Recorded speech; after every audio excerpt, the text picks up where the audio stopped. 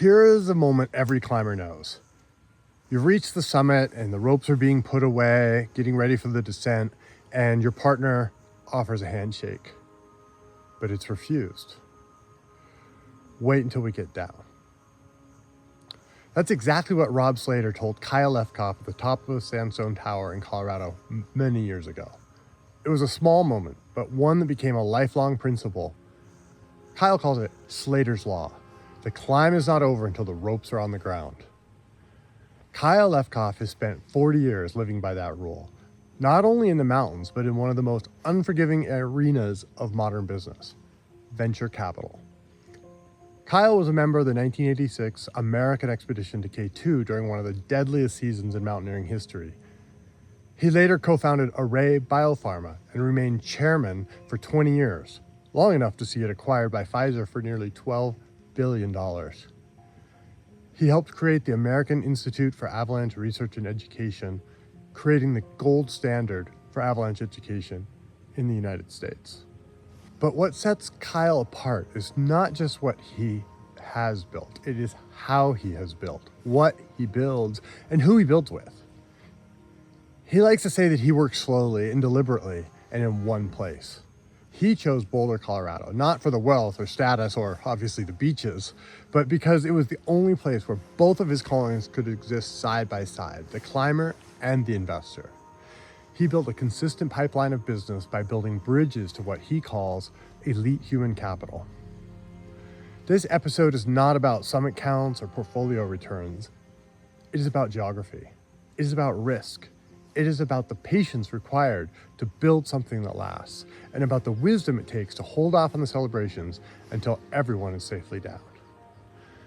The outcome is not the destination to strive for. Bringing everyone home is the destination to strive for. Building bridges for others to cross is the destination to strive for. Democratizing talent, information, medicine, education. For climber and venture capitalist Kyle Lefkoff, these are the destinations to strive for. My name is Steve House, and this is Voice of the Mountains.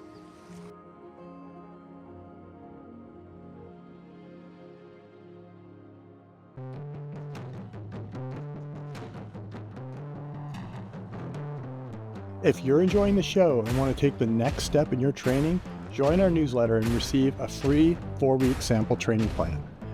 Head on over to uphillathlete.com/letsgo, and once you sign up, you'll instantly get a link to try out some of our most popular training plans. It's a great way to get a feel for how we train our athletes for big mountain goals. Check it out at uphillathlete.com/letsgo. That's uphillathlete.com/LETSGO. Kyle, welcome to Voice of the Mountains. Thank you, Steve. Thanks for having me. I want to start with something that you wrote. You said, some days that's the summit. On others, it's failure and a long walk home.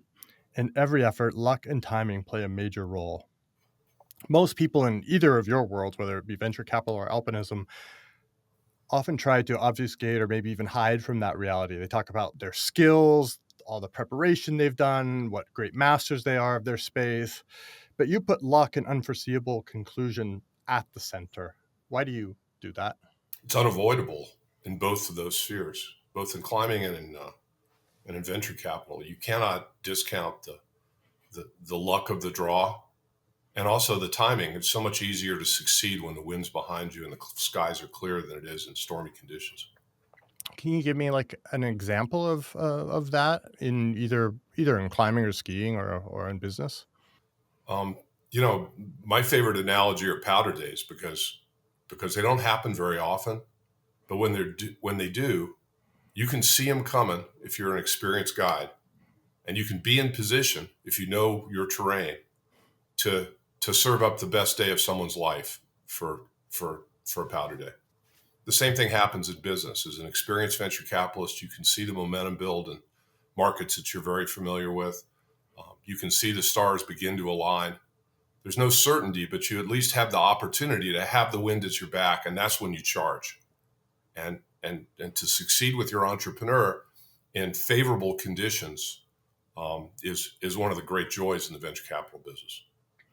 So let's talk about your sort of origin story for a minute. Take me back to growing up what you described as being an intense kid, quote unquote, in Atlanta, Georgia.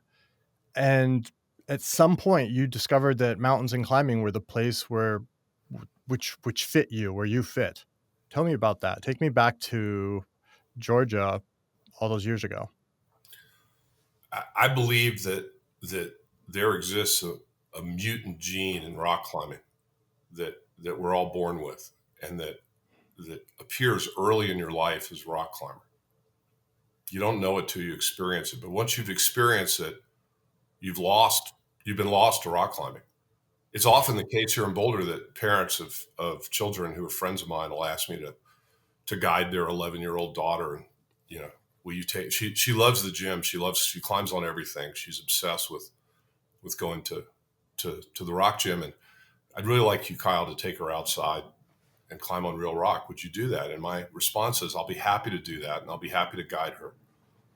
Are you prepared to accept the consequences if she has the mutant gene? Because then you've lost your child to rock climbing for the rest of their lives.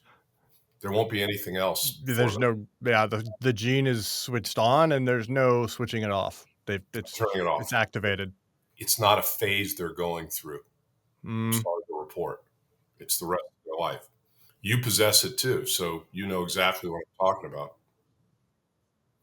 100%. So as a child growing up in Atlanta, I knew early on I was really in the wrong place.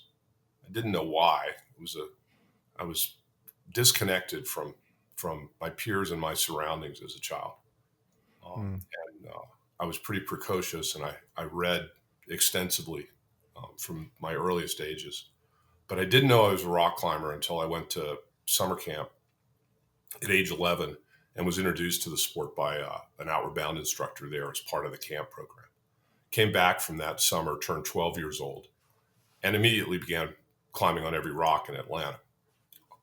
Found a group of young peers at age 12 and 13 and 14, most of whom I got to meet because I was a gymnast, and our gymnastics team was filled with climbers. And those are a natural connection. Yeah, sure. And then when I was 15, I didn't have a car, and getting to a lot of the crags in North Georgia and North Carolina required a vehicle in those days. Yeah. But I was fortunate to meet Rich Gottlieb, one of the great rock climbers of his generation, who was 21 at the time and had a truck and a rack, and he wasn't afraid to use either of them. And I went on a campaign with him on a journey of discovery of the crags of Georgia and North Carolina. These were unexplored, unknown places in those days. Every climb we did was a first ascent. Everything we did ventured into the unknown. It was, in retrospect, one of the most exciting times of my young life. So that's what really hooked me on the whole thing.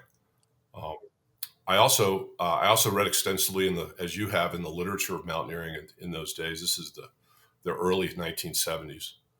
I took my bar mitzvah money and bought a rack and a copy of Royal Robbins' Advanced Rockcraft, and devoted myself to trying to become a rock climber in what was in those days a really niche-y, dangerous sport. Absolutely. Yeah. So what year are we talking? 1970? Yeah, 1973 to 75. Okay. And so what was the state of the art in rock climbing in 1973 to 5? You still had a hammer on your Willen sit harness. Okay. Your EBs and your brand new Perlon rope, kind of a new idea. Right. Were proudly displayed on your rack. You didn't wear a helmet. Yep. And you had a rack of stoppers. And any place that you couldn't place a stopper, you placed a pin. A piton.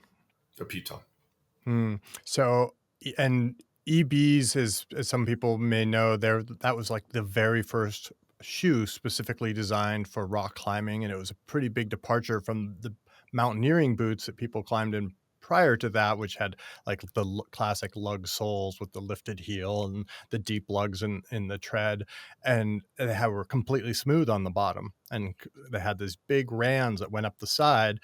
In hindsight, they're very like boxy. They look like a Volkswagen bus from the similar era, right? They're like very kind of square and tall, but it was a huge revolution to have footwear specific to rock climbing. And of course, it's evolved immensely to what it is today, but the basic concept hasn't actually really changed if you think about it in what's that, almost 50 years now. So pretty amazing. It really was. They were exceptionally uncomfortable as well. Yeah. I never owned a pair, but I borrowed a pair for a while when I was traveling around when I was 18, 19, and I was in Slovenia. I borrowed a pair of rock shoes from a guy, and they happened to be EBs. So I had a little experience. They were probably from 1972 because they'd been worn a lot by the time I got my hands on them. That's classic. So and clothing wise, I think you're maybe even representing some of the fashion of the era for rock climbers. My heroes were Royal Robbins and Sure. and Henry Barber, both of whom were in their phase at that point. Royal kind of at the end of his career, but Henry absolutely in the thick of it as the best rock climbers in the world.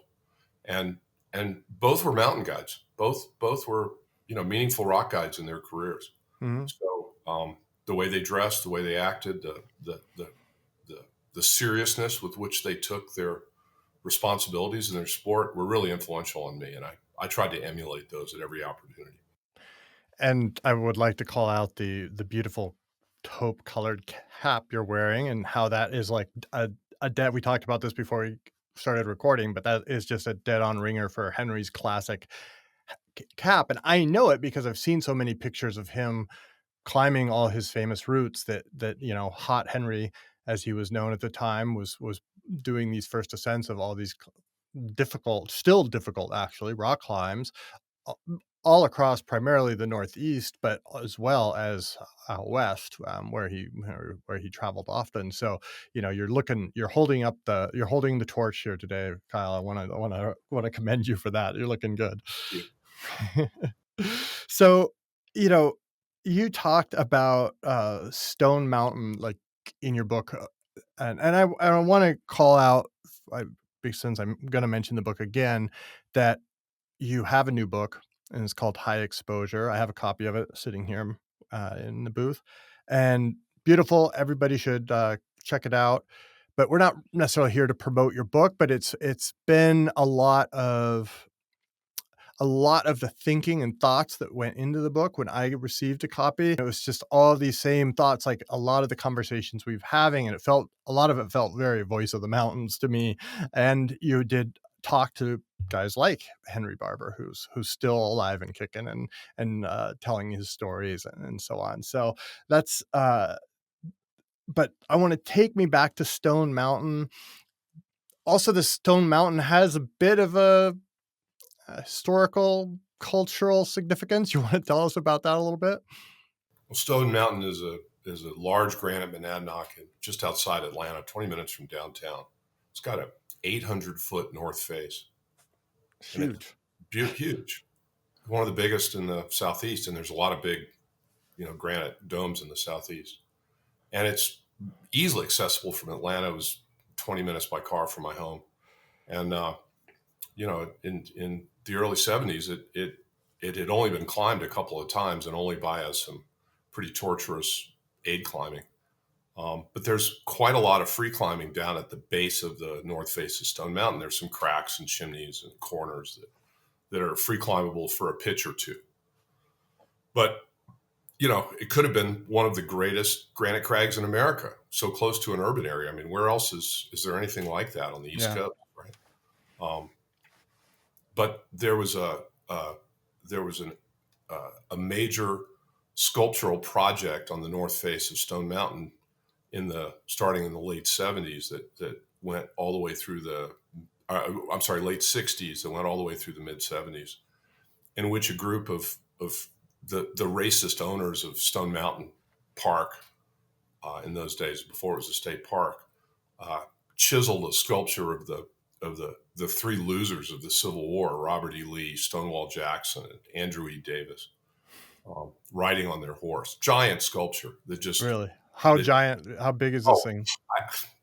100 meters across and and 100 80 meters meters. high. I mean, Oh, it man. dominates the thing, chiseled out with the power, I mean, just totally defaced the mountain to celebrate these traitors, these men who had betrayed their country and fought a brutal civil war in defense of slavery. Yeah. Yeah. Hard to wrap your head around that these days, isn't it? So both culturally, as a rock climber, as a human being, as a student of history, as a person who thought deeply about, these forces that had surrounded me as I was a child growing up in Atlanta. There could not be a bigger contrast between my worldview and, this giant sculpture of the three losers. And when they finished the sculpture, I had done quite a lot of rock climbing with my friends on the base of Stone Mountain on either side of the sculpture, so we weren't at risk of any falling debris, and basically surreptitiously under the tree line so that the park rangers weren't bothering us. When they finished the sculpture, they shut down Stone Mountain for rock climbing forever, and it's never been allowed since then. Wow. That was to me both that happened when I was 16 years old, and to me that was both a physical assault to me as a climber that you would take this terrain away from all the people who really enjoyed it, and also a cultural thing that demonstrated what a racist, anti-Semitic culture Atlanta was. It was the most progressive place in the South in those days, in the 70s. Mm-hmm. But that was the culture of it. And so when I was 16, I got my driver's license in Georgia. Then you got your driver's license when you're 16 years old. And I got in my father's car that summer after I finished rock guiding in North Carolina for my job that summer. And I drove to Boulder, Colorado. And it was an epiphany for me to come to Boulder, Colorado. There was no racism. There was no anti-Semitism here. Climbers, the whole culture was built around climbers, and the climbing is everywhere here. Mm. The weather is fantastic. There are no giant bugs on the route that you're trying to climb through. It just blew my mind how great it was out here. And I realized that this place and this culture was where I always belonged. It was where I really should have been my whole life. Yeah. Yeah. I want to go back to that for a second, because one of the things I wanted to ask you about is like how that felt as a Jewish kid growing up in, I'm not going out on a limb here, I don't think, to say that you were in a minority, cultural and religious group in Atlanta at that time. And so that must have also affected you, right? Like that could did you have that feeling like, oh, that could be me? Yeah. Racism and anti-Semitism were the background noises of my youth. You're surrounded by it. You can't get away from it. It's everywhere, and it's in that society. And it makes you feel an outsider, and climbers are very much outsiders in most of the places that they exist, most of the places they live. So it's a common feeling, don't you think, amongst climbers, that you're an outsider to the culture you're in? Yeah, I think that is true, but you'll notice, and of course there's places like whether it's Boulder or Chamonix or even here in Austria where I'm living right now, I always make the analogy, like if you go to Chamonix or Zermatt or Karls am Großglockner, the village up the road here that's the base of the highest mountain in Austria, if you go to the central square, there'll be two buildings there. One's going to be the Catholic Church and the other is going to be the mountain guide office. And those two things are the like two most important cultural institutions in those villages. So if we go to a place like, Chamonix or Boulder, Boulder's obviously, doesn't have a Catholic church in its main square, or probably a mountain guide office, but they there's instead what do you have? I guess I got to make a joke. Neptune Mountaineering, and you have the brewery, right? Okay, yeah, there you go. That's it. Neptune Mountaineering and the brewery. What's the name of the brewery again? It's got like a sun for the logo. I can't remember. Yeah. So that would be the replacement. But if you get to one of these places, you aren't the minority. You're not the outsider. You're like part of the core group. And I think that's part of what attracts us. I don't have so many friends that live as do you, that live in Chamonix or Canmore, Alberta, or like, it could be Revelstoke, where you are, like mountain guys are part of that. And that, I have to say, you're a generation ahead of me, but that but for sure wasn't that way, 50 years ago, where mountaineers of any stripe had any kind of what's the word, like social social heft, social, like importance. I mean, maybe in Europe, I think maybe that was came around a little earlier. You had, of course, like Maurice Herzog and the great heroes of the first ascents of the 8,000ers, all that race through the 20s, 30s, 40s, 50s. But those were exceptions. That was the beginning, the old times. When I came to Boulder in the summer of 1975, I think it was the only place in America where there was a true city with a climbing culture in it. And as I say, that had just a profound effect on me as a young climber. I mean, and there was no, as I say, there was no racism here. There was no anti-Semitism. What there was elitism. Boulder's always been an elitist place. And it's the two things that have characterized Boulder are elite human capital and elite human performance. And as a venture capitalist and a mountain guide, I'm down with both of those. Right. Yeah. I hadn't thought of that. That is true. All of those things you say are true, whether it's the, city with a climbing culture and all the elite performance. I've never met him, but Jim Collins talks about that quite a bit, like his books, or even in his speaking that I've listened to, where he's talking even about his wife and her decision to get into triathlon and some of that story. And it is, I think, part of the culture. Like, we're gonna do this thing. We don't know, and of course you start off like everybody, like, I don't know if I can do this, but if I'm gonna do it, I mean, that's the mindset in Boulder, I would say. If I'm going to do it, I'm going to be the best I can be. Absolutely. And maybe I'm going to be the best in the world. Actually, being the best in the world is going to be my goal. And I'm going to find out if I have the genetic potential to achieve that. And that's sort of that's a starting gate. Is that, I mean, not everyone, of course, but like that's not uncommon in a place like that. Absolutely. Yeah. Absolutely. The interesting thing in Boulder is that there are so many elite athletes in each of their respective sports that no matter how good you think you are at your thing, there's 1,000 guys you've never heard of in Boulder that'll kick your ass every single day. 100%. For some people, that's a devastating ego blow. They can't handle it.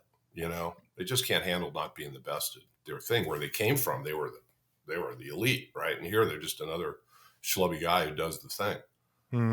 For others like me, it was inspirational to be surrounded by a community of world-class thinkers and world-class athletes who are devoted to both of those, both their intellectual development as well as their sport. What goes into creating? I mean, that's like a question nobody knows the answer, but I'm going to ask it anyway. How does that happen? What is the perfect storm? It's partly geography that brings people to a place. It has to be an attractive place.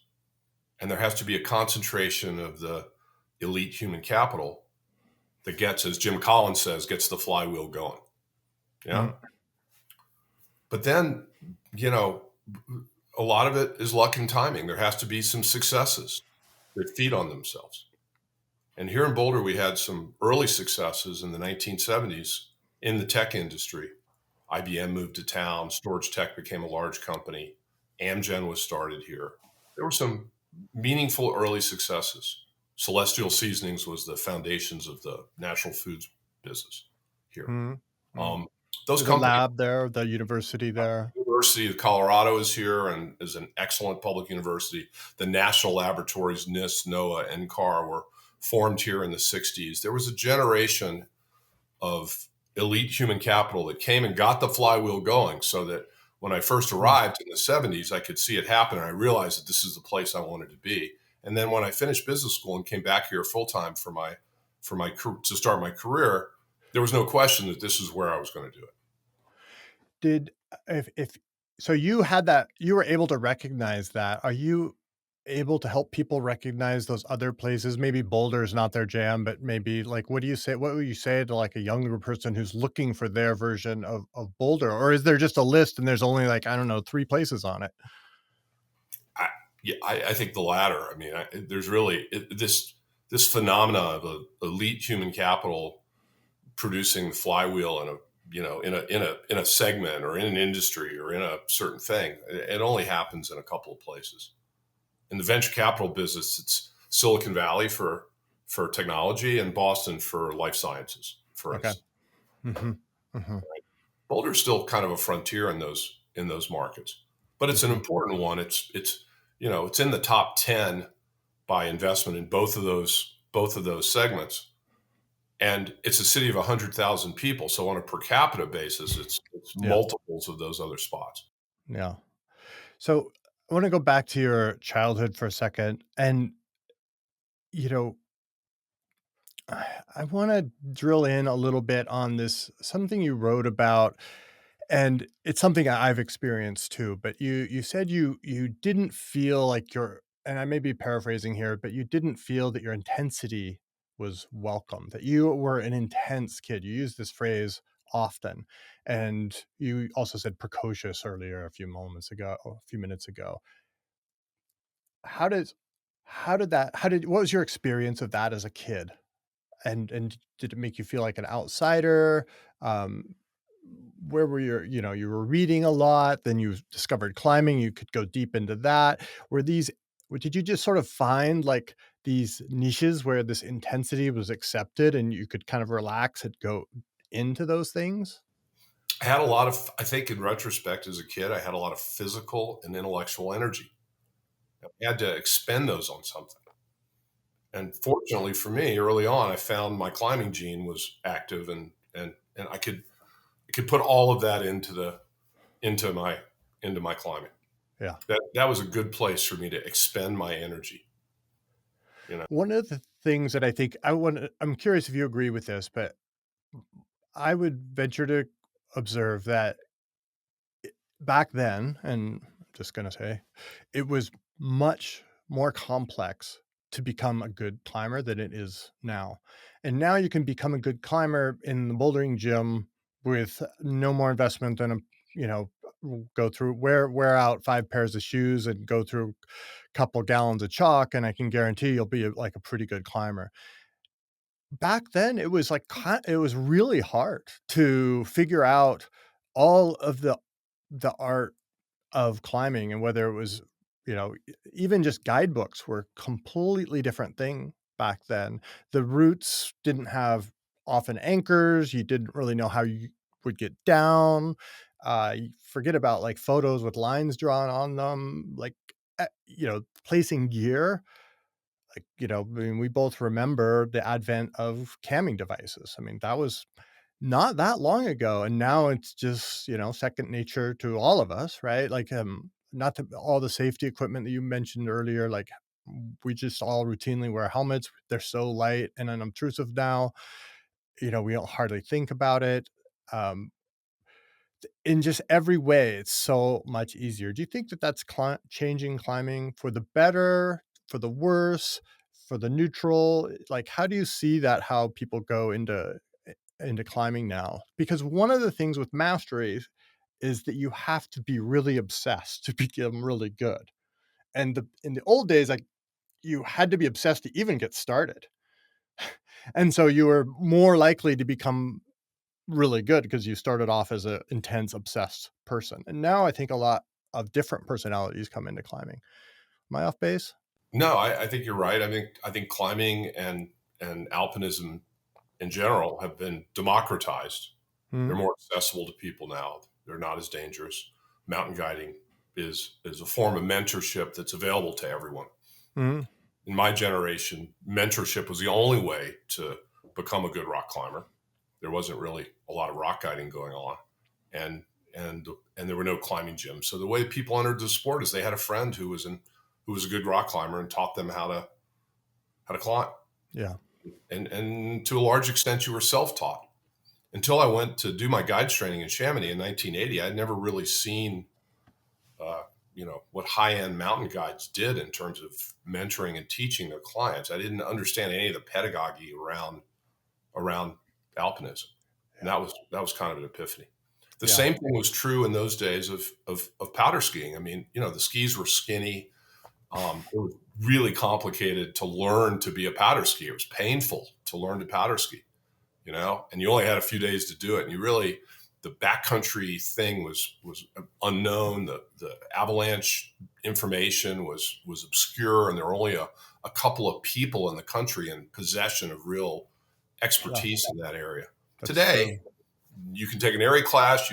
You've got these nice big fat skis and all this high tech gear, and it's been democratized. It's available to people who maybe aren't completely obsessed with it the way you and I were in our childhood.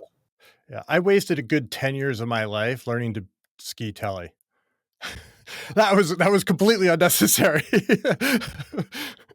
A complete waste of time. I mean, I wouldn't say I didn't enjoy it in sort of a sadomasochistic way, but I will never teleski again in my life. I can absolutely promise that.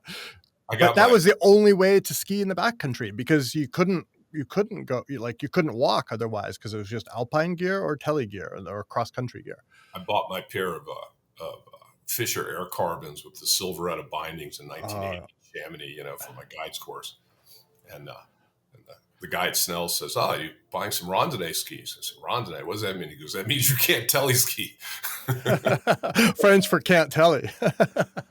I think that's great. Oh man.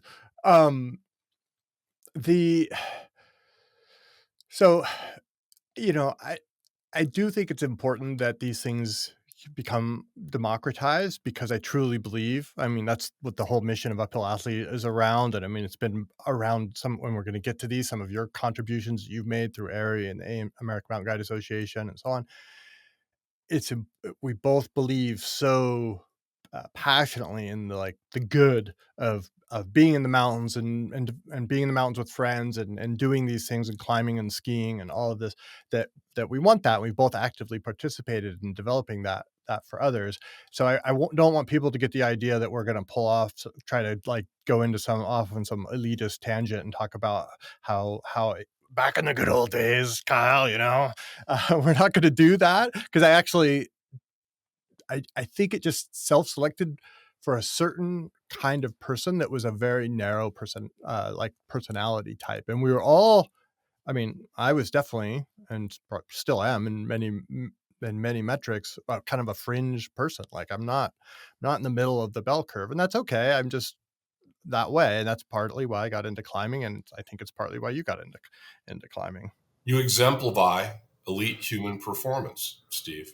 And that's been a real theme in your life, and what you democratized with your Uphill Athlete training books was something that, again, I had to find through other mentors, and there was no information around how do I train for this sport? How do I get better at it? There was when I was a gymnast, there was a lot of information about how to become a better gymnast. There was a long history of how do you train specifically for these movements and using these apparatus in a way that maximizes your ability to do the trick, right? And all these ways to learn the trick. But there was no way to learn the trick in rock climbing. You had to go do the trick. Yep. And the way I learned to do these boulder problems was watching John Gill and Jim Holloway do the problem and try to duplicate that and try to understand how I could climb the problem as well. And it was really hard. And interestingly, I only learned this about, I don't know, it was within the last 10 years when Josh Wharton told me that he just watches tons of YouTube videos of Adam Ondra and Chris Sharma. And he's like, I study their, and he is analyzing. I was like, oh, of course. Why did I never think of that? Of course, I'm not watching Adam Onder because I could never climb at that level, so it sort of doesn't apply to me. But I can find people closer, academically interesting, but not. But yeah, exactly. really good for us, yeah. Exactly. It doesn't apply here, but I can find people who can climb just a little bit higher than my level and learn from that just from YouTube, which is amazing, right? Like, again, democratization of information, and it's not there necessarily to teach people how to do certain movements, but none of that was available in my early climbing days. And when I went to college in the Gunks, I would take every opportunity I had to watch Henry Barber climb in the Gunks in the mid-70s, just to watch him climb. Learned so much from his footwork and his body positions, the way he addressed the rock with his shoulders and his hips. He had great hip flexibility, and he could step really highly on steep terrain. And how could he lever himself using his feet and his hips into certain positions on steep terrain? I could only learn that from watching him. And I really devoted myself to watching and climbing with him. One of the great things in those days were that there weren't that many great climbers. There were only a few people at his level. And it was like playing golf with Arnold Palmer. You could just go up and say, Henry, I'd really like to belay you on this thing. Can I give you a catch? Because I'd been a successful gymnast, I knew a lot about spotting and catching. And so and we didn't have any pads in those days. So for bouldering or for rock climbing, I was a good belayer and a good spotter. Yeah. So I was a big beefy kid. So Henry let me belay him sometimes. I actually think that you and Henry would have similar body types. You're both pretty tall, and so I can see how that would apply well to you. Yeah. Mm-hmm. When you moved to Boulder, what did you sacrifice in that choice?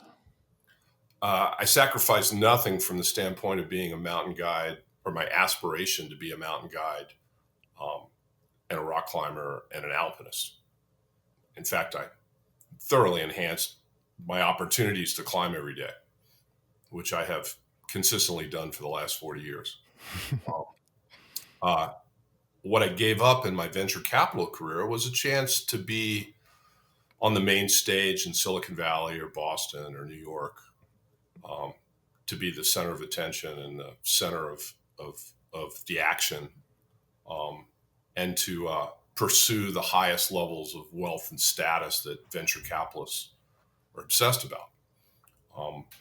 But those things that wasn't really what mattered to me. So it was a good trade-off for me. It was a happy medium. What mattered for you then? Early, what mattered was climbing and skiing and being able to have a career and use my intellectual gifts at the same time I could pursue my guiding aspirations. Mm-hmm. But as I progressed in my career, what became important to me were the quality of the relationships and the quality of the companies that I was involved in, and trying to achieve mastery as a venture capitalist. I had some great mentors in that world who had done so in Boulder, and I wanted to emulate them. Can you tell who was that? Who would have? Well, the guy who hired me for my first job after business school in 1985, before the K2 expedition, was a guy named Mert McCure, who was a great entrepreneur here in Boulder. He was a physicist from the University of Colorado, climber and a skier. And he founded Ball Aerospace, which is the largest company here in Boulder. He was kind of the Elon Musk of his generation. He invented the satellite business. I sure know Ball Aerospace. I don't, my little secret is I wanted to be an aeronautical engineer when I was a kid because I wanted to be an astronaut. So I was really into everything around flying and flight and aeronautical engineering and stuff. So I learned a lot about those, but I didn't know his name, but that's super interesting. And so how did that come to pass? How did you get that job? Well, I've been coming to Boulder for a long time. My rack lived here, so I felt like this was my home since that summer of '75. And after business school, I had called on Merck many times, offered my services, had done a little consulting for him, had involved myself in some projects. I guided him on the third Flatiron. I tried to make myself useful. And when I graduated from business school, I had some offers to go to Wall Street to work for investment banks, which was the typical thing you did with a University of Chicago MBA in 1985, go to be an investment banker. I liked climbing in the gunk. So, that might have worked for me, but really my guiding at that point was at a stage where I really wanted to be guiding as much as I was working. And Merck offered me the opportunity to do that. He said, if you come to work for us, we can't pay you like Wall Street, but you can prove that you can make money, and we'll give you that opportunity. And we'll give you April off to go to Chamonix and ski tour and, do the ski touring program in the Alps. And we'll give you July off to go rock climbing and rock guide wherever you're going, which was mostly in Europe as well. And so I don't know that there were any other opportunities available to me that had that much flexibility in that opportunity. But you had you had a significant relationship with him that he even knew that those would be the carrots that would really motivate you, right? Like, and when I graduated business school, I told him I'm committed to this expedition to the North Face of K2 in the spring of 1986. So I'm going on that expedition. So I'm not going to really start my job until full time until I come back in the summer of 1986. And he said that was fine. And when I came back to Boulder after the K2 expedition, I showed up for work on August 1st, and he said, "Oh, you're here." I said, "Yeah." He said, Lefkoff, we thought you had low survivability potential. We didn't know we were actually going to give you this job. Okay. Yeah. Yeah. I mean, a little morbid, but yeah. So tell me about this 86 expedition. Who was there? What happened? I was invited along in support of a group of elite climbers by my friend George Lowe. George and I had done some rock climbing together, and he was a hero of mine and for his, as you know, one of the greatest alpinists, American alpinists who's ever lived. Absolutely. And could I just pause for a quick bit of context? George Lowe and his partner Chris Jones climbed a route on the north face of North Twin in 1972 that, which I did a variation and repeated with our mutual friend Marco Prezel years, decades later. First ones to repeat that. I don't remember what year that was now. But what I wanted to say about George is in 1972, that was the most difficult climb ever done in the mountains anywhere. And it's at a fast pace, 2 days walk from the nearest road. Really, really, really, really impressive. And he is involved in so many other things. And he's such a great, wonderful human and brilliant guy in so many ways. And I admire him in so many ways. So shout out to George if you ever are listening. Well, so and much. I hope you'll listen to this. And now he's moved to Boulder and he's in an apartment here. And I'm hoping to go climbing with him next week. I mean, it's just, cool. Climbing with your heroes is one of the greatest things in life, isn't it? Isn't it? 100%.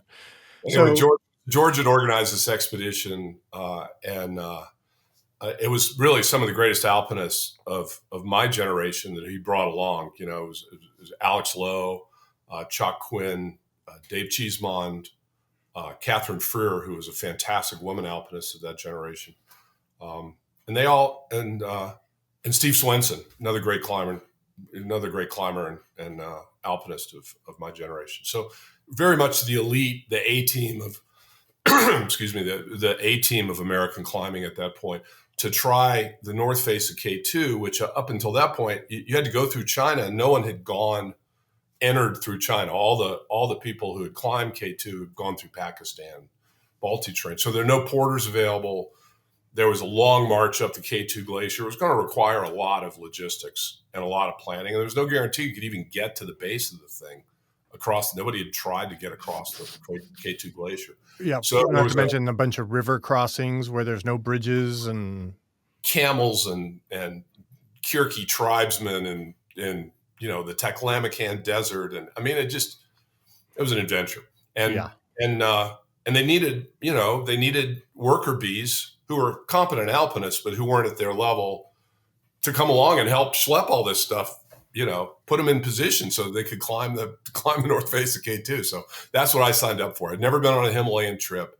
I thought it'd be interesting to see how a big expedition like that would go. And I was at a point in my life after business school, but before I started my career, where I had the space to do it. Mm-hmm. So, and it was an interesting. I mean, I learned the key takeaway for me really is that I did it. I'm glad I did it, but I have no interest in Himalayan expeditioning.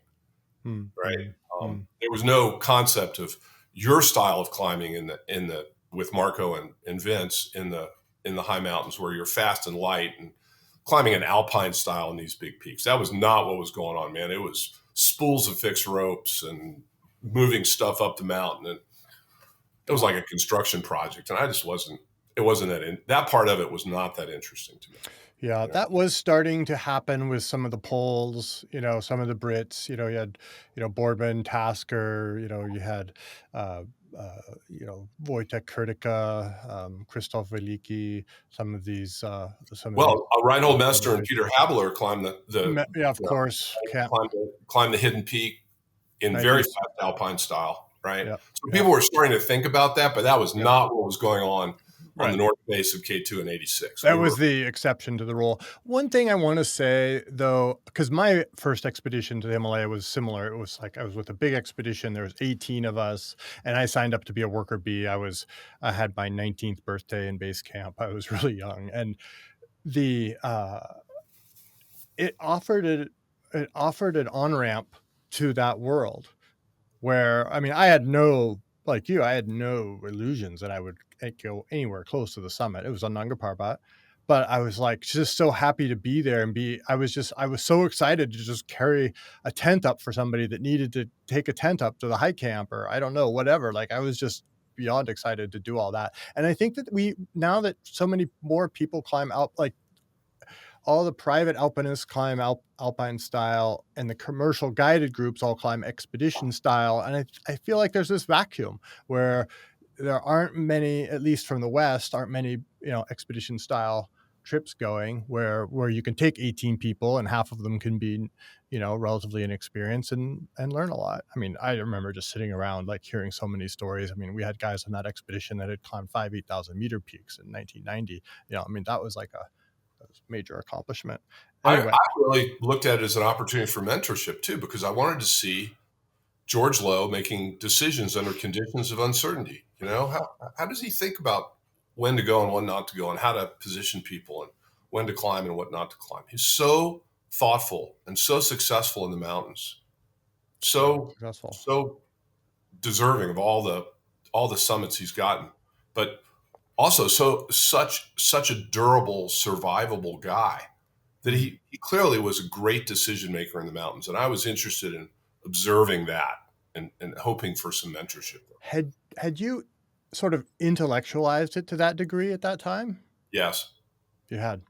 And what did you find? What were your notes? What was in your journal? The guy was thought deeply about everything he did, from the micro motion and movement around a serac and which direction to take the route of travel, to the big picture, how to keep the train going to make sure that the supplies all made it to the next place so that everyone was positioned.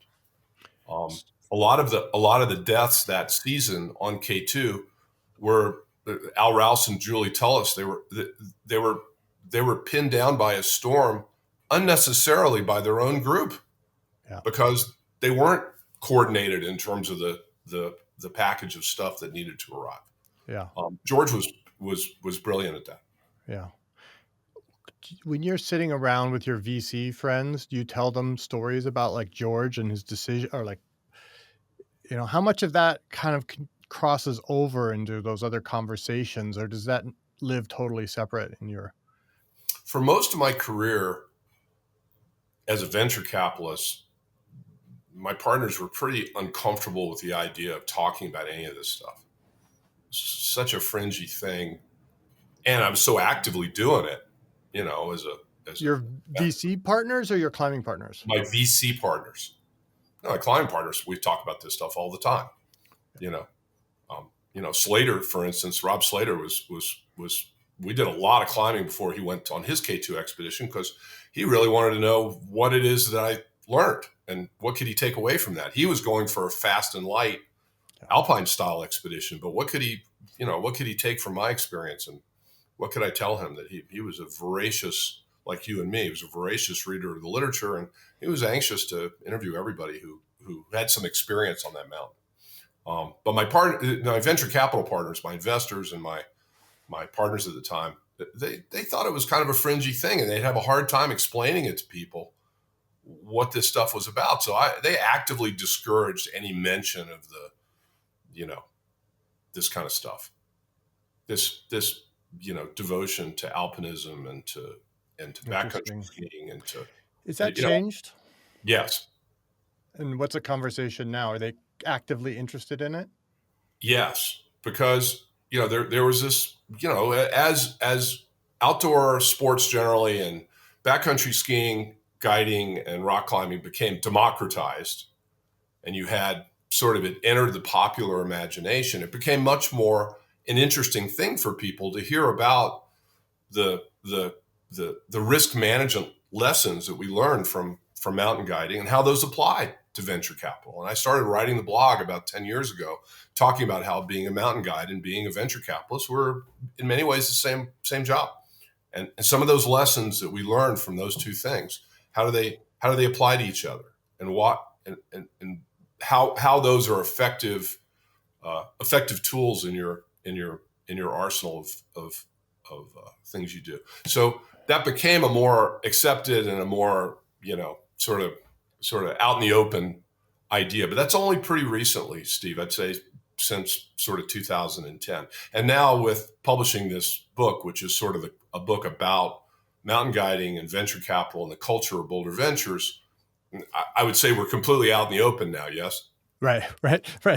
Yeah, you're openly giving away your quote unquote secrets in a sense, right? Because that's how we're going to get. I think that's super interesting, but I want to get to that in a minute. You mentioned Rob Slater, and everyone I talked to who interacted with Rob, obviously he died on K2.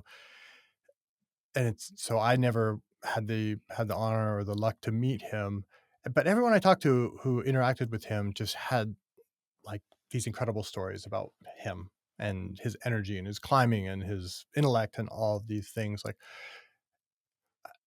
when you go through your VC life, do you meet Rob Slaters? Yeah.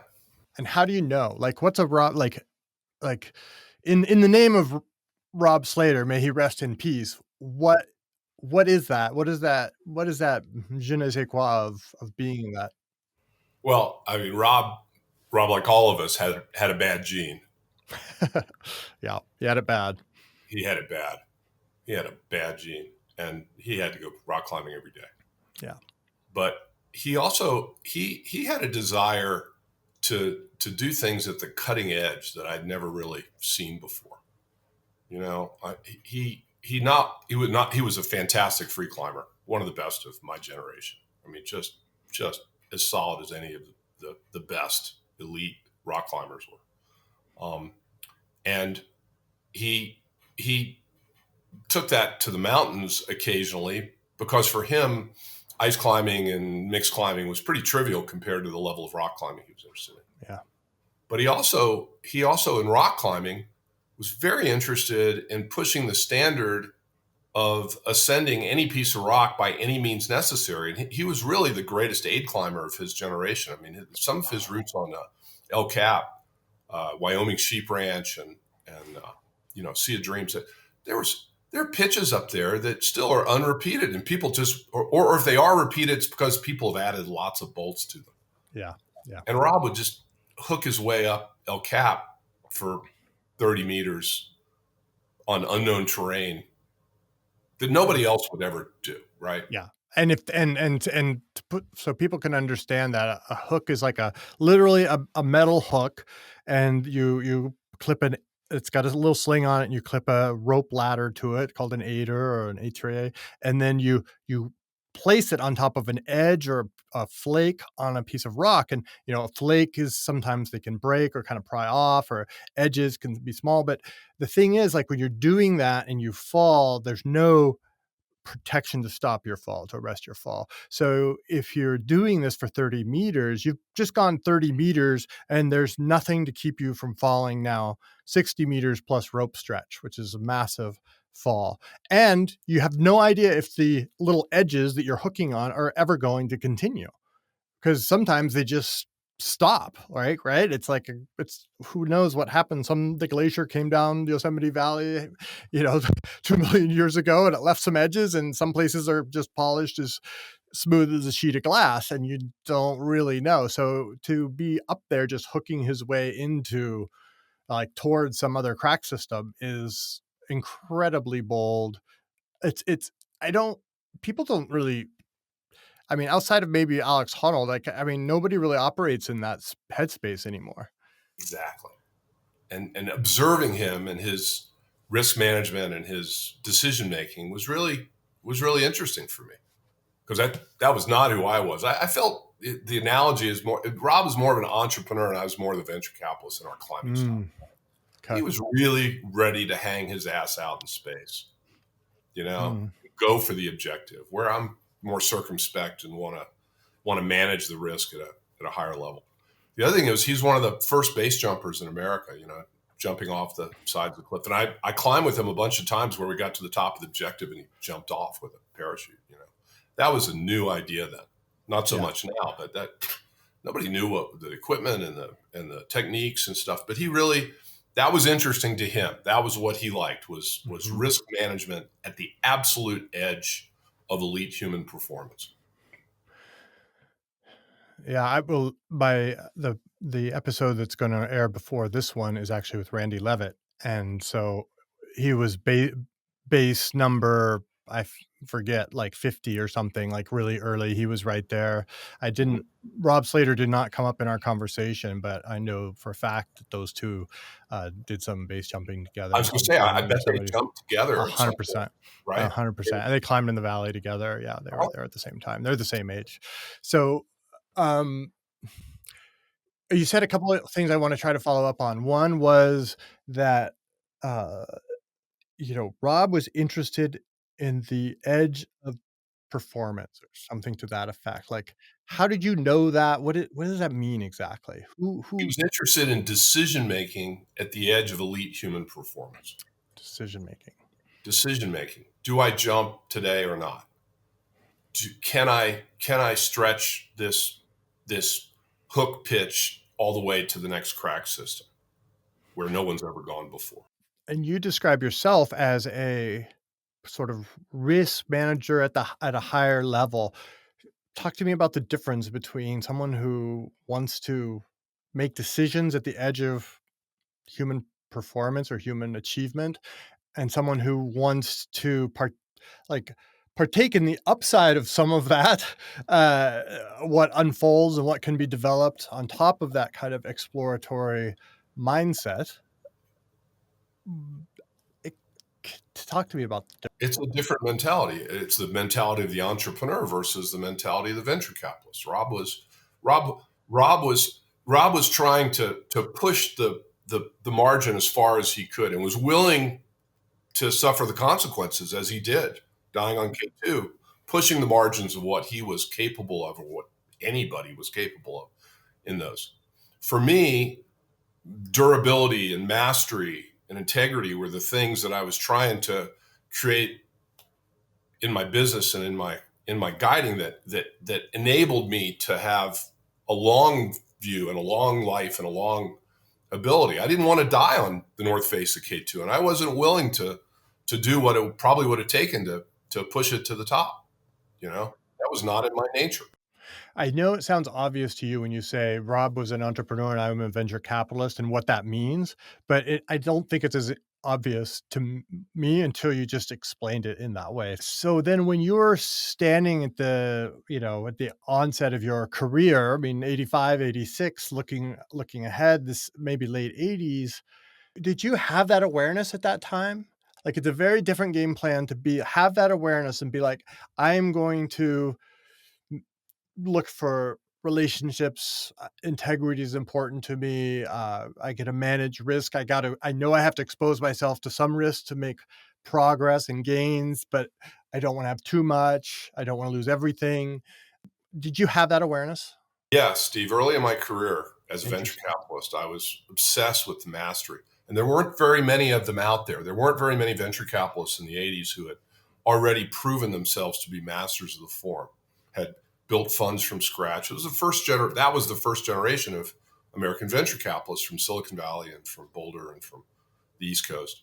And they were accessible to me as a young venture capitalist. I could go to Silicon Valley and, and call up Tommy Perkins or Paul Ferry in Boston or Tony Ebnen at Venrock, and I could call them up and go have lunch and ask them questions about their deals and tell them what I was doing, and they were interested in in what we were doing in Boulder, Colorado, and they were happy to do that.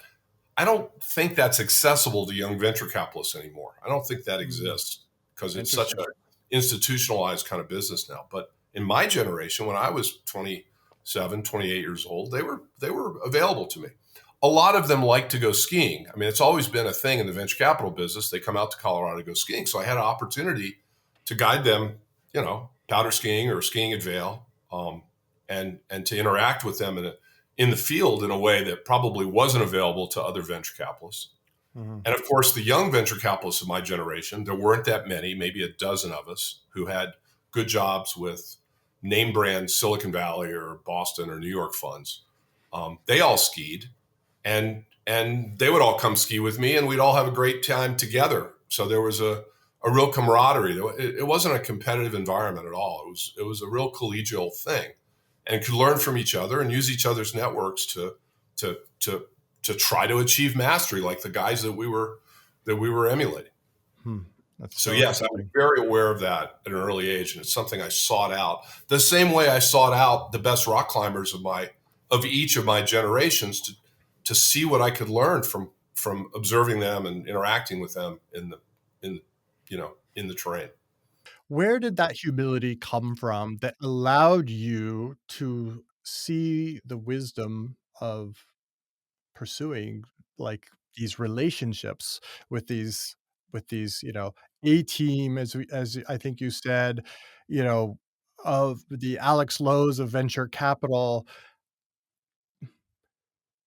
Did that come from climbing because you'd already been through that with Hot Henry Barber and, George Lowe the third, and you knew that these giants of climbing were also human beings that needed a spot or a belay or a load carried?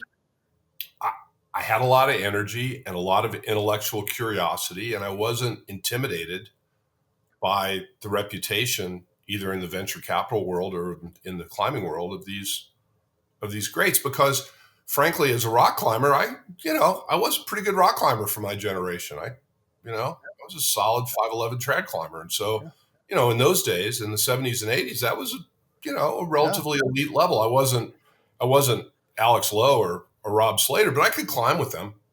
I could play around with the golf with Arnold Palmer and not embarrass myself. Likewise, I could, I had the chops to go, because I'd been trained by Mert McCure in Boulder. I had the chops to go hang out with Tony Ebnen, who was the greatest biotech venture capitalist of his life and managed the Rockefeller's fund, or Paul Ferry, who was the greatest tech venture capitalist in Matrix Partners in Boston, or Tommy Perkins, who started Kleiner Perkins in Silicon Valley. I was not intimidated to call those guys up and tell them about a deal I had in Boulder. I would never go to visit them unless I had a deal to show them. I have an opportunity to show you. And that is just the currency of our profession. Yeah. Right. Likewise, I wouldn't call up, I wouldn't call up Henry unless, I wanted to go climbing. Right. Let's go climbing, Henry.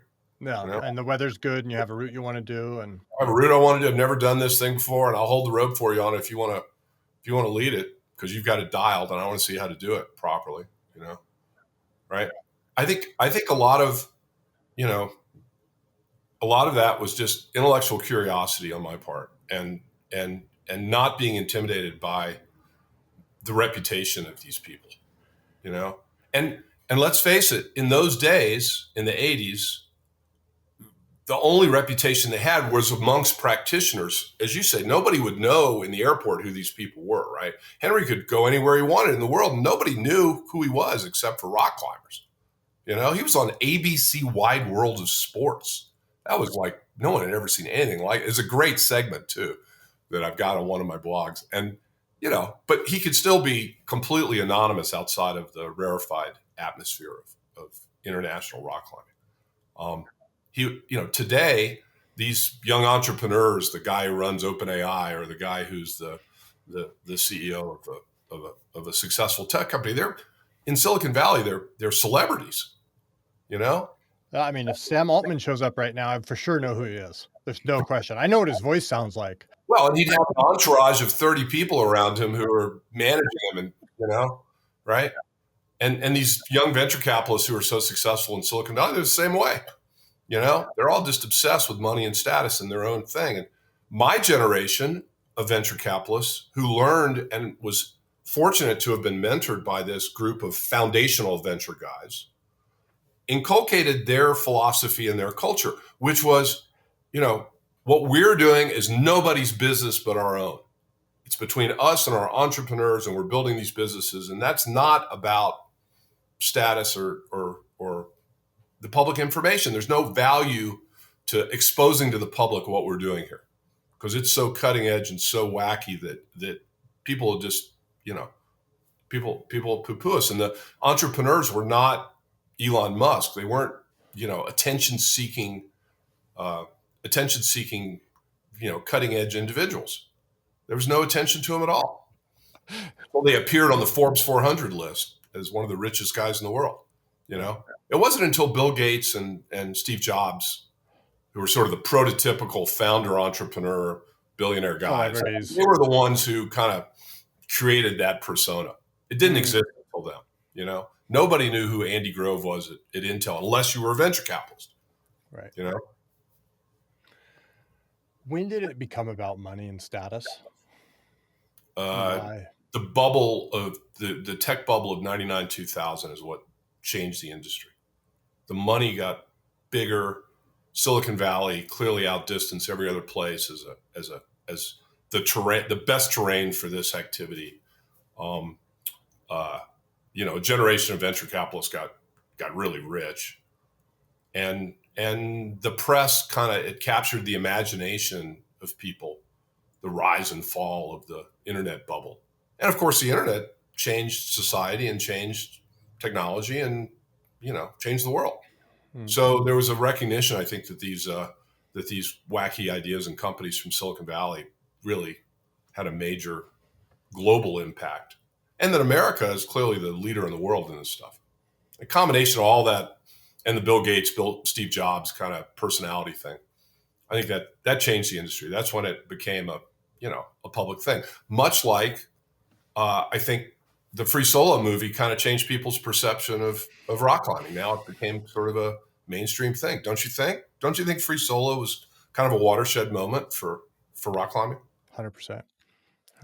And nobody's ever asked me about this before. And I do have a lot of thoughts about this, but I don't think we have enough time for all of that. But let's pick that up another time or another date, because I think you're absolutely right. And again, it's like, it's not to judge it's better then or it's worse now, or I don't know any of that. What I'm curious about, and I don't think in climbing it's about money and fame, because obviously climbing routes doesn't scale the way, like, I don't know, the next best browser or the next LLM is going to. It's just not even the same. We're not on the same sheet of paper. So let me get this straight. So the bubble happened. I mean, the bubble burst too. So that's why I'm a little confused, because of course a lot of people got paper rich on the way up, but then the bubble burst and they became paper poor. But it became about money and status, at least in society's mind. It captured everyone's imagination. It was front page news. Why?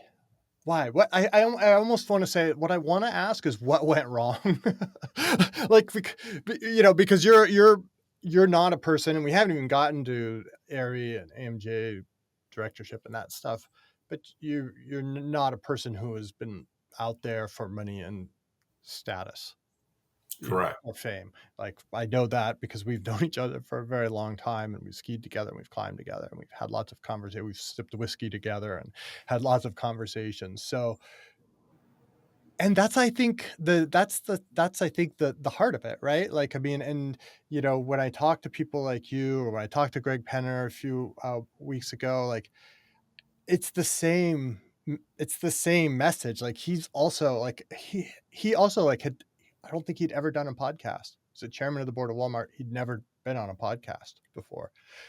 So interesting, right? Like compared to, I don't know, people going on, Joe Rogan every chance they get and doing 5-hour episodes, which is also interesting. Like part of me loves the transparency, and I do get sucked down the rabbit hole of hearing these wild kind of trains of thought that some of these minds go down. It is sort of fascinating from sort of but I still want to understand where and why it became about money and fame, or money and Status. status. Status.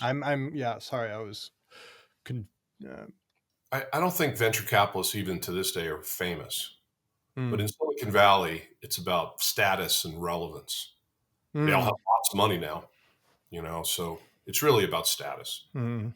And where are you? And that's a human, human characteristic that's kind of within the context of elite human performance and elite human capital. People are competing with each other Mm-hmm. to see who's the best. Right? But what you described from like the beginning of your career, you described like you know, a collaborative environment, and now you're describing a competitive environment. Yes. How do we get back to collaboration, or do we? There's no going back. No There's no go. going back. Why? It's too big and too important. And these centers of venture capital like Silicon Valley and Boston are too well organized. Too many people trying to climb their way up the pyramid. We'll never see the 80s in rock climbing or in venture capital again. It was a moment in time, and I'm really grateful now in my life to have experienced it. 100%. Yeah. Are you a little sad, melancholic? Nope. No. Have you ever seen the Netflix documentary about Jimmy Iovine and Mm-hmm. Array and their partnership? Yeah. Yeah. Mm-hmm. Great movie. I've seen it a couple times. Fascinating. And Jimmy Iovine, who I've met, is fantastic entrepreneur. One of the inventors of the music business, really. Yeah. The music business. And Dre says they're asking him about his gangster rap days, and all the violence and stuff that went on down, in the gangster rap. And Dre looks at the interview and he says, what's behind me does not matter. I'm only interested in the future. And I completely embrace that. That's the mindset of a venture capitalist and a mountain guide. I'm happy for all the things that I've done, but what matters is the future. How can I use all the information that I've got, all the good decision making and bad decision making that I've done that informs my efforts? How can I use those to maximize my opportunities in the future? What is it that you learn or pick up over your years as working in VC that accumulates? You said good decisions, bad decisions, and how does it accumulate, and how do you recognize it, and how does that show up in the future? Well, it's immediately evident. Experienced venture capitalists, you can immediately detect their mastery from the quality of the companies and the management teams that they field. You can just see. I can see when I read a funding announcement from someone I respect about a new company that they put money into and what's going on there. And I look at the list of the individuals involved, and this is mostly in the biotech business where people tend to be more experienced than they are in tech in their careers. And I can see the targets. I can see the academic history of the thing. I can read the papers. I can see who the venture capitalists are. I can see the management team. It's like that's a pro effort. No guarantee of success, but with a little luck and timing and wind at their back, that's going to be a very successful company. We talked about the analogy of, a powder day to, success in business. And you just brought it up again, like the wind at the back. How do you know when you're too early? Well, being early in the venture business is a common mistake, and it's exactly the same as being wrong. So the result is the same. So how you're wrong in retrospect, right? Once it's gone up in flames, okay, no questions about that. But how do you know when you're too early? Well, it's obvious. It doesn't work. There's no product market fit, or you can't make the drug. The drug works, but you can't make it, or no one's willing to even. I've had the experience of having developed a drug company with experienced management. The drug works, and the FDA doesn't understand how a drug like that can work and turns it down. Says no, because we were too early. No one had a genetic medicine for heart disease before ARCA. And now 20 years later, they're all genetic medicines, So there's lots of ways, there's a million ways to fail as a venture capitalist. And it's only in retrospect that you have, that you gain the wisdom and the perspective and try to do better the next time. And it's the same, I think, in mountain guiding. You want to try to cover the same terrain over and over and over again to become expert at it, to avoid those mistakes. And that's really the value you bring to a client is knowing how not to fail. I want to hear from you a little bit about, and a la carte, your choice. Can you take me through a story of a company? You talk about a couple of them in your book, but can you take me through sort of a life cycle story? It could be a success, or, like the one I mentioned in the intro, or it could be one I don't know about, and just talk me through how that went down and how that works. Particularly is like what you were just talking about, that putting together a board, the management, the idea, the academic backing. I want to understand that's an alchemy of sorts. Like what's in that potion in a real world example? Well, let me contrast two of them that are in the book, because it's often the case that you're in our model at Boulder Ventures, it's always about the serial entrepreneur. We're focused on our relationship with that entrepreneur and what we can do together. It's not as if we pick a fast growing market and we assemble the team and point them with our hose full of money and try to light it on fire. So you said serial entrepreneurs, so you don't fund people that it's their first company? No. Okay. And we're fortunate because we have this long history with Merck at Colorado Venture Management, the predecessor fund, and now 30 years with Boulder Ventures. We have this large and devoted following in Boulder of entrepreneurs who've come up being mentored by other entrepreneurs through these successful companies. And we have this group that we can depend on to develop new ideas and who are subject matter experts. That's a big advantage for a venture capital fund. Yeah. We are not, you know what Y Combinator is in Silicon Valley. We're not Y Combinator. We're not investing in noobs. There are no noobs around here. They're all very experienced entrepreneurs. And we have exceptional confidence in our authentic relationship with those individuals and their capabilities. And so that takes a lot of the management risk off the table. Okay. So really what we're focused on are big markets in the future that we see coming. And can we point our entrepreneur and our money and our capabilities and this team at that problem?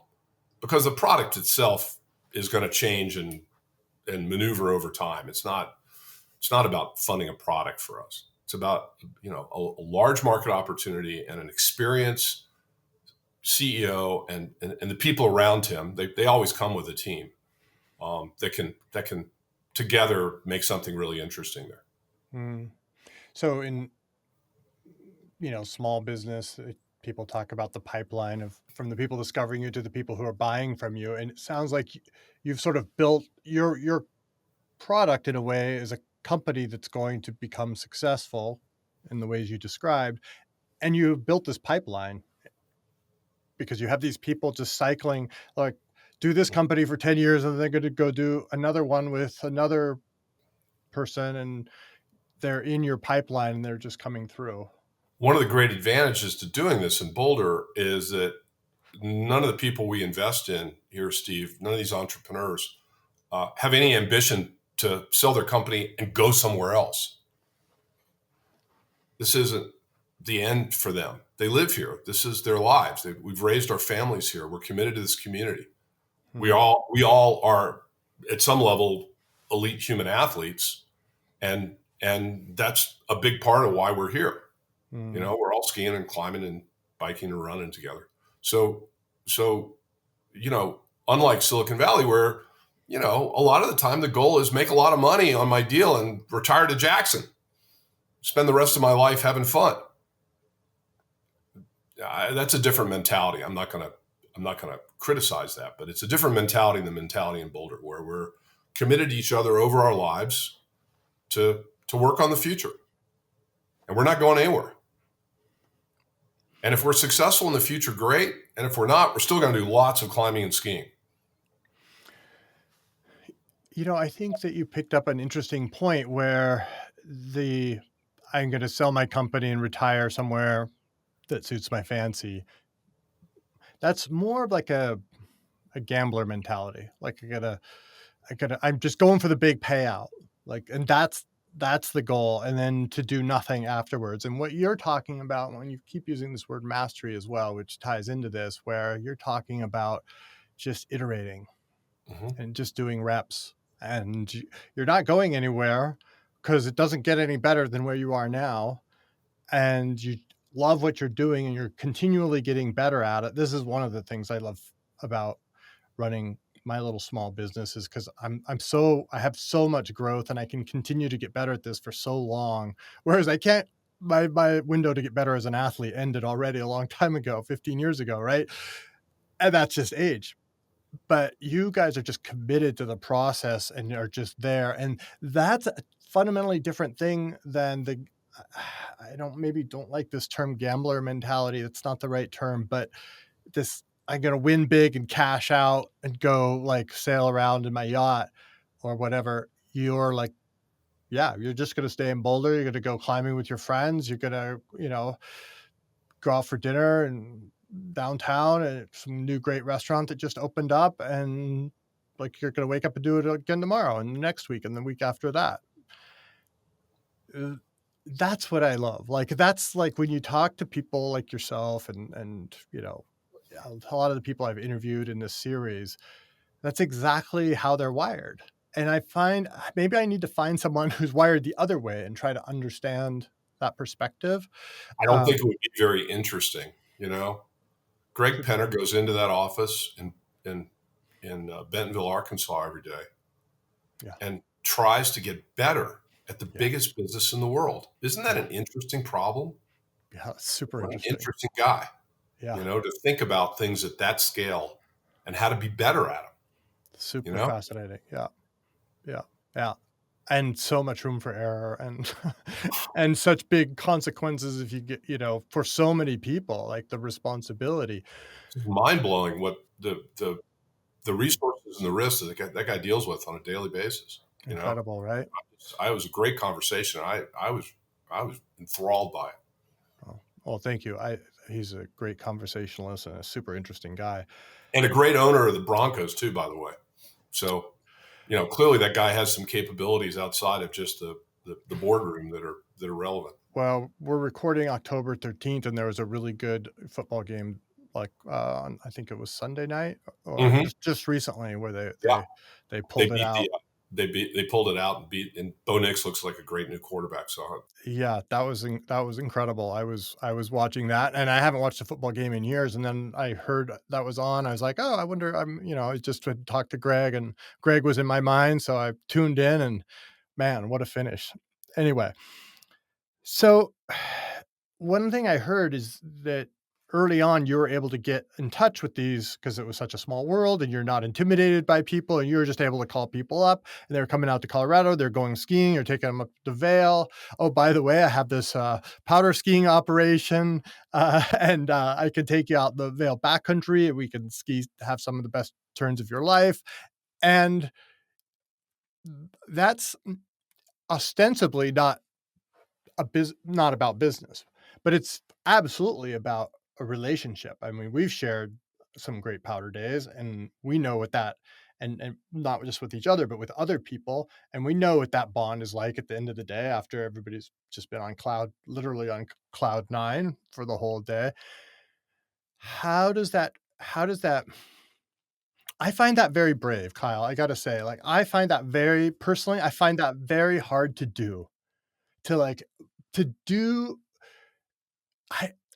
there's a lot of bridges in between that first phone call and that powder day. There's a lot of little connections and points of contact, and because I know this about you, and it's certainly true about me. I don't go powder skiing with just anybody, you know. And it's somebody I know, somebody I trust, somebody I care about, somebody who could dig me out if the snow starts, slides and ends up on top of me. There's a lot of qualifications that have to come a lot of boxes that have to get checked before I go powder skiing with somebody. I find that very brave and very impressive that you can pull that off. And tell me how, like, did you see that whole path from the beginning, or did it organically unfold? You're like, yeah, I brought a guiding mentality to it, and throughout the venture capital, but everybody in the venture business knows that I'm a mountain guide because they've all come skiing with me in Vail in the wintertime, and that's a place where venture capitalists come to ski in the winter. And if they go to Zermatt or they go to Chamonix, they call me and say, who should I ski with? And I connect them with, a mountain guide in those places who are also lifetime friends of mine.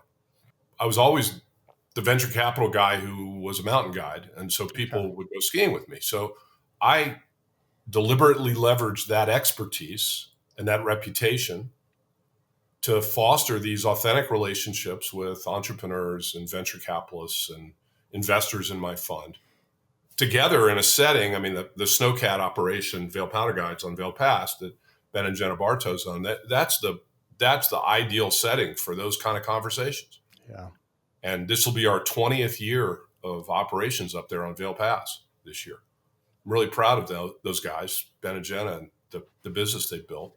And we've used it effectively in our business to develop these authentic relationships at Boulder Ventures. You can see it in the book. There's lots of pictures of happy venture capitalists and entrepreneurs and investors all enjoying powder skiing with Lefkoff on Vail Pass.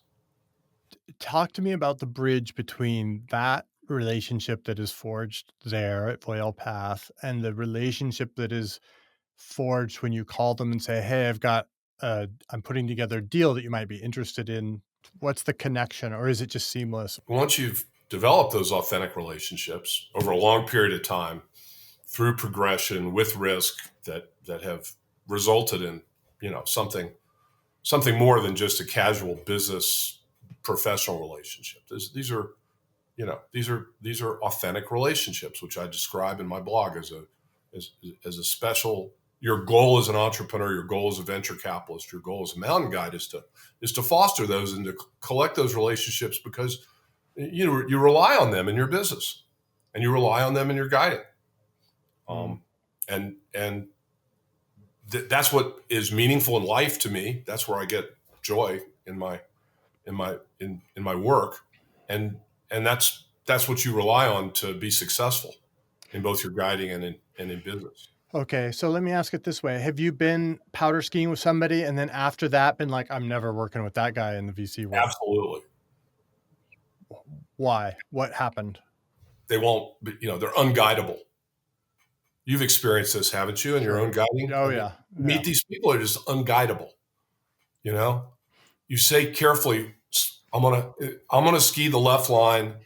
Don't go don't go left of my track. That's dangerous terrain. I'm the left fence here, and I'm gonna stop down here at the bottom. And the guy just, off all over the place, right?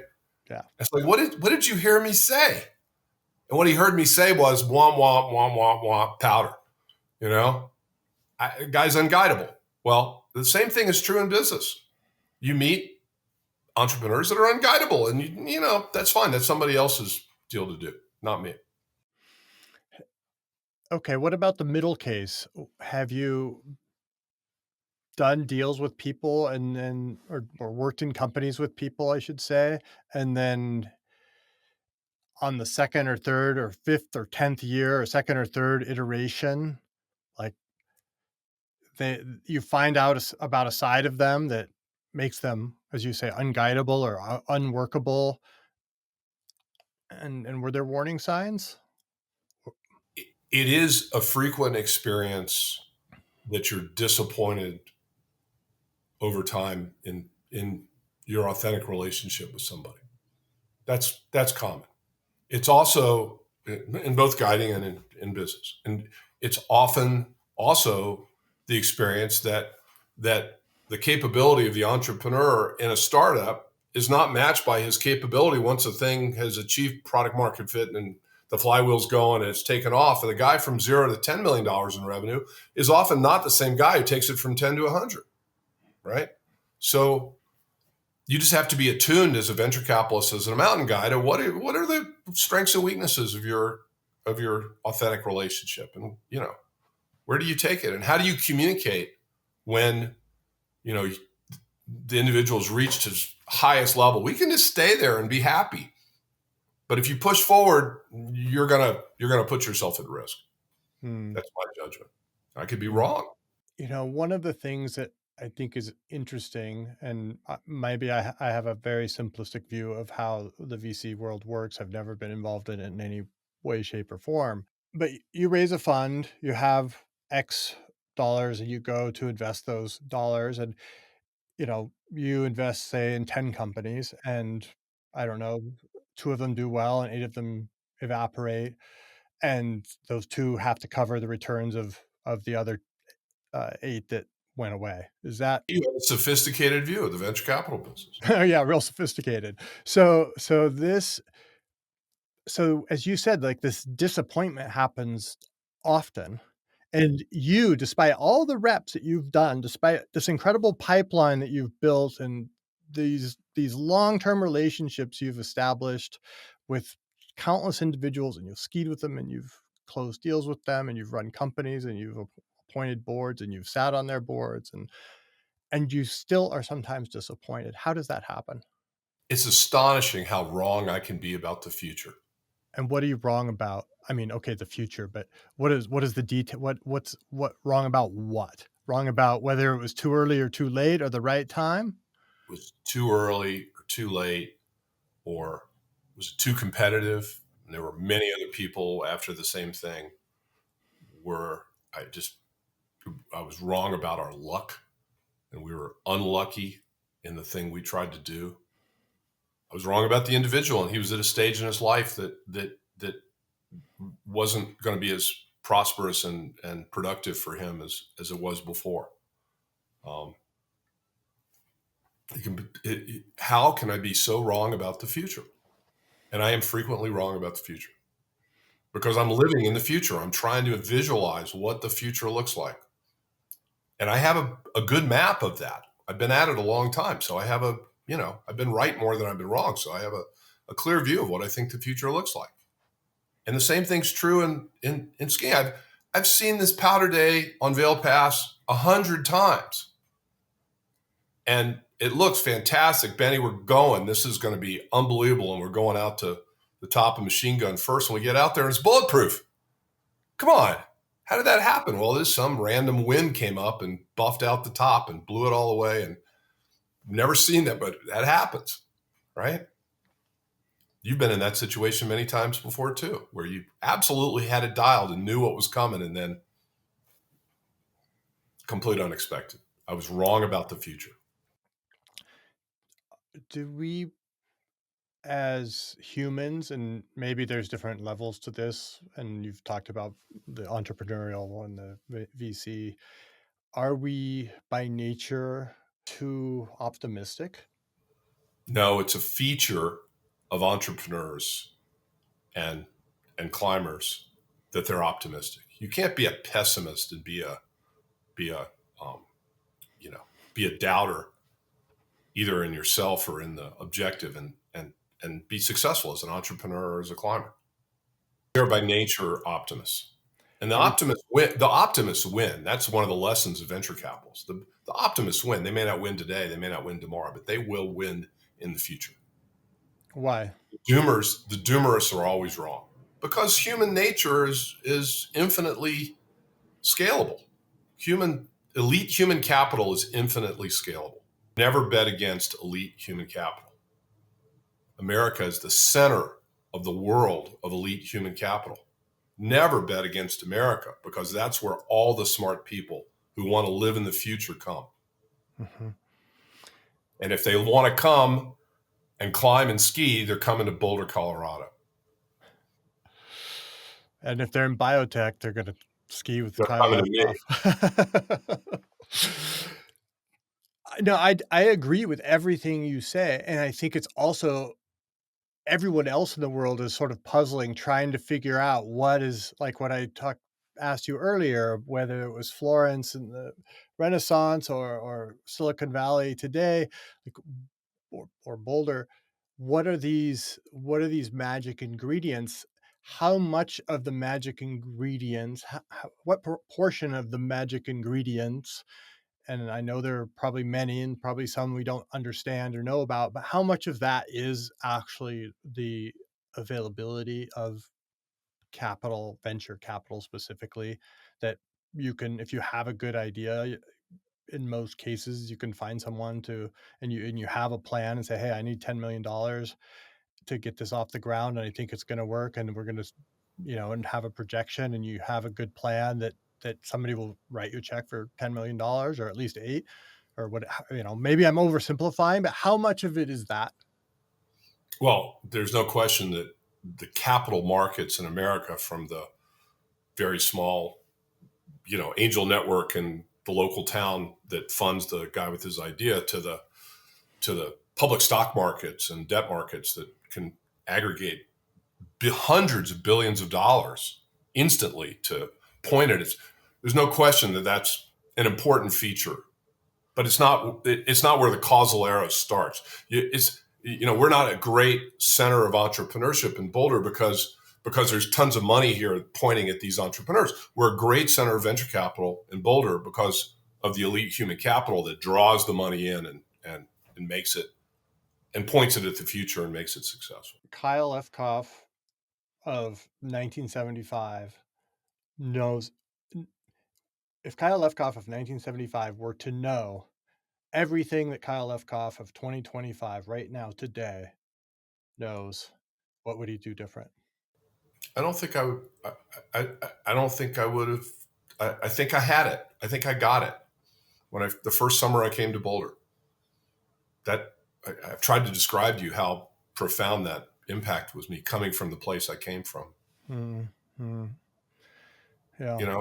I think I got. It had such a dramatic impact on my psyche and on my desire and a place to point my energy for business and for climbing. It.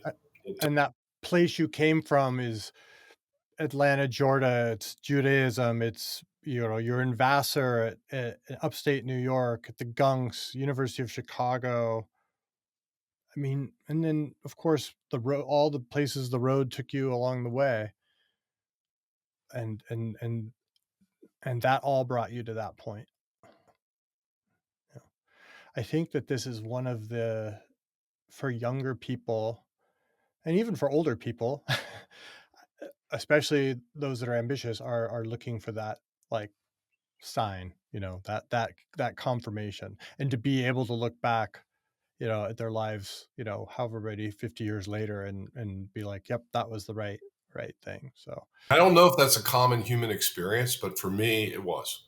mm, For me, it was the epiphany that mm, this was my place where matters, and I could develop both of these skill sets, my human capital and my human athletic potential, in the same place, and express that in both arenas. and be allowed to, or be even encouraged to express that intensity, that curiosity, that who you are, all of who you are. So that's pretty amazing. Well, I for one am super glad that you were able to find that, Kyle. I think you're a pretty amazing guy, and you've been an incredible friend and mentor to me. I don't know if you realize how much of an impact you've had on not just myself, but a lot of people in the guiding and climbing community who have come into contact with you, and you know, you've brought this other perspective, this other experience, of your professional career, and shared it with us in the levels of the American Mountain Guide Association or the AIARE, or in all these ways. And I found it fascinating. I've learned so much from you. I've just, from, like you said, watching you operate and take people climbing and pour people really good glasses of wine, and all the other things that you've done. One final question: what is the legacy of Kyle Lefkoff? Like, you've written this book, as you said, it's like kind of the legacy of Boulder Ventures in a way. Maybe it's even the blueprint as you see it. You guys are in, I think, your 8th fund now. We're going to raise the 9th fund this year. So Oh, okay. So yeah, I mean, congratulations. It's huge. How do you want to be remembered? I think now it's a good question, one I'm thinking about for obvious reasons at this stage of my career. But I think I want to be remembered for building bridges. That was really where all this effort and all this energy and all this training and iteration led me to. Building bridges between clients and mountain guides, building bridges between guides and their career and their ability to become successful professionals, building bridges between entrepreneurs and investors, and acting as the essential glue that creates the opportunity for both. We just this week built a bridge in El Dorado Canyon across to the base of the West Ridge, and we're going to dedicate it on Thursday.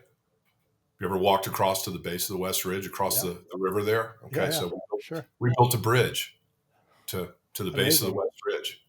I'm really proud of those, and those are the hardest things to do. They're building those bridges, but they're also the most rewarding. They take a lot of time and effort and experience. There's always doubters and naysayers who don't want the bridge to be built, and you have to overcome those obstacles and be single-mindedly focused on the objective with a group of people. But when you succeed at it, the results are really satisfying. Mm-hmm. I love your perspective on the optimists always winning. I so hope you're right in every possible way. So thank you for this incredible conversation, Kyle. You've shared so much with the community. So much gratitude. So thank you for coming on tonight. And thank you for doing this one podcast. I had to twist your arm just a little bit. Maybe your wife was involved. Maybe to have to. Steve, I've never done this before, and I'll never do it again. So I'm really grateful to you for having made that a painless exercise. I really enjoyed it. Well, I hope you do it again. So, and I'm sure I'm not alone in that. So thanks to Kyle for your incredible contributions, and we will be in touch. Thank you.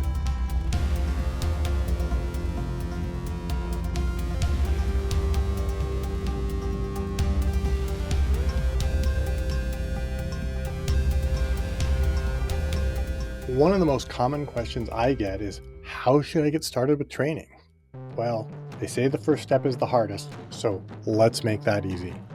We are offering free 4-week samples of our most popular training plans for mountaineering, trail running, climbing, and more. Go to uphillathlete.com/letsgo to sign up for our newsletter, and you will not only get monthly insights on training for uphill athletes, but you'll also get a sample training plan. It's totally free, so why wait? That's uphillathlete.com/LETSGO.